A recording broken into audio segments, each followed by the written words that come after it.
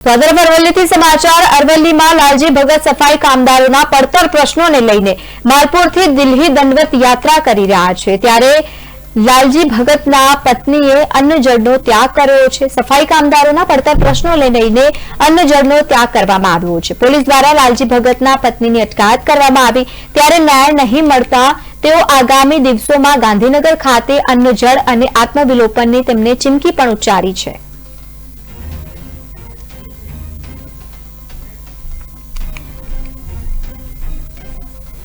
मारा पति मालपुर થી દિલ્હી દંડવત યાત્રા કરી રહ્યા છે।